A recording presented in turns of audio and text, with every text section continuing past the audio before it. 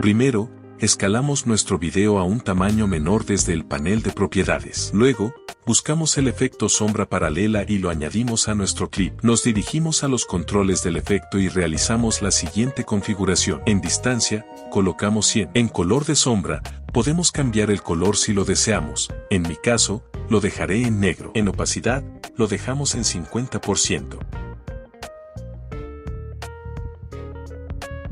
En dirección, lo dejamos en 135.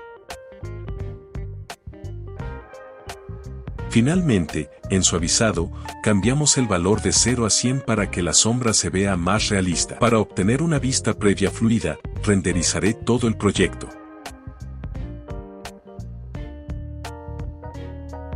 Y de esta manera obtenemos este resultado.